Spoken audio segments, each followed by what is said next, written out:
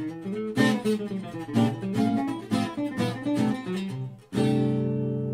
welcome to the Django Beat channel. My name's Stuart Gauntlet. I'm going to be talking about Gypsy jazz and the main rhythm that is in Gypsy jazz on the guitar called la pompe, which means the pump, and some things about what it is, things about what it is not for anybody who's starting the genre, and also because there are quite a few videos on this, and they all say very similar things, but some things I think are sort of left out. Some things are made a little bit too complicated, a little bit too abstract, and there's no real sort of explanation.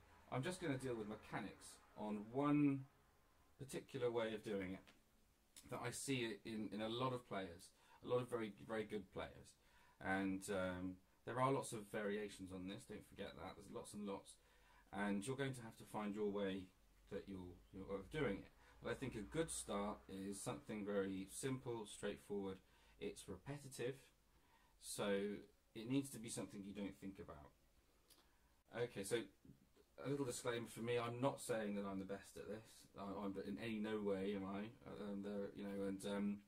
But I found this helps my students, and it's a very simple way of explaining it. Now, okay, some things that it is not. La pompe. Now, you should know this chord. This chord is actually it's related to this. We call this the A minor 6. Ring finger bars on the 5th fret, the first 3 strings, 1, 2, 3. The index finger goes onto the F sharp here on the 4th fret of the D string. Middle finger goes onto the 5th fret of the low E string, and it touches, the middle finger also touches the A, so you shouldn't be able to hear that. Okay, so that's the chord we're going to be using. We're not going to be doing a song, just the mechanics. Now, what it is not, you often get people kind of playing sort of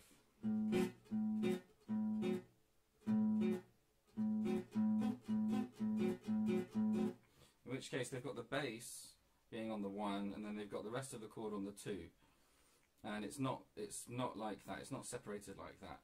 That's something that you will hear people using, but they will generally be one of the soloists. In the background you'll always have someone who's actually playing la pompe, and this is not the pompe. Okay, it's also not up and down. That's the main focus of the action is not up and down, up strum, down strum, up strum. It's not like that. It's 2 downstrokes. It's also not totally straight, so it's not like a machine or something like that. It's not like that. There is a difference between the 2 strikes in it, the 1 and the 2. And the 1, the 2, the 3, and the 4. There are differences, which I'm just going to show you. Okay, but it's also not messy. Now, it's not like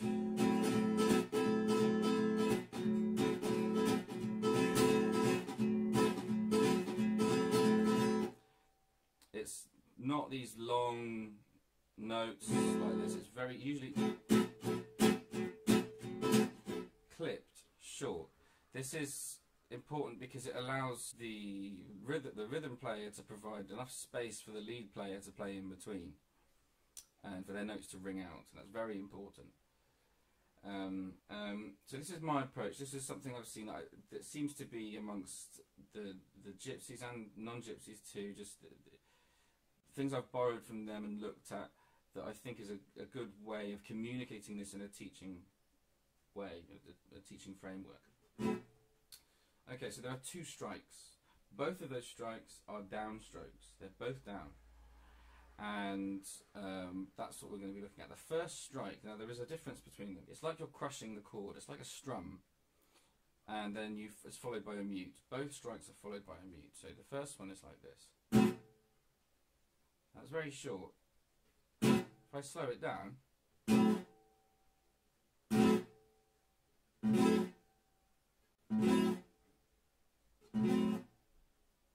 it is actually a strum. And you might notice that my right hand is now raised above the height of the lowest string. This is important. Danish Chang refers to this as the trampoline effect.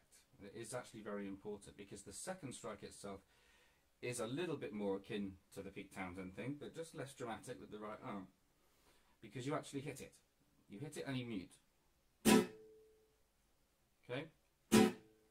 Now on the second strike, there's something else that happens. There's something else that follows. On the first strike, the second thing that happens is that you raise up above there.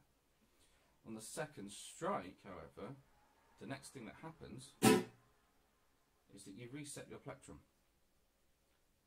Now this is a mechanical movement. This is something to train you. You won't see me or anyone really doing that, consciously sticking it back on.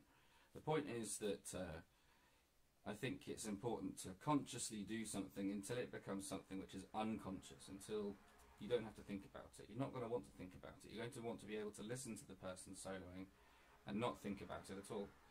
It's repetitive. After a while, it will be like riding a bike.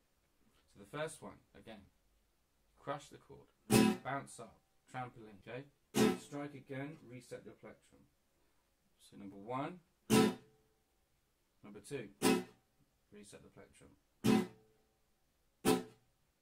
1, 2, 1, 2, 1, 2, 1, 2, 1, 2, 1, 2.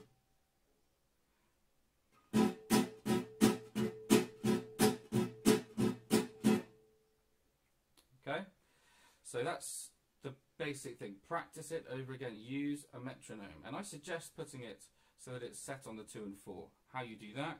It's very simple. You get your metronome, put it at half the time that you want, so 150. So, okay, what you do, put it to 75, or 76 it says on here.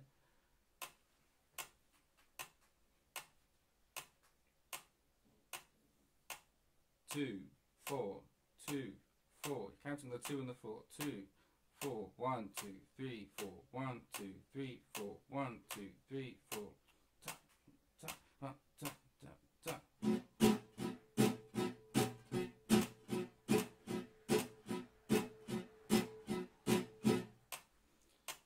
That will help your timing. All jazz, not all, but most jazz artists have done that for a long time. It's an old technique. Okay, that's all from me for now, and thank you for popping by. Please hit subscribe, and I'll see you next time.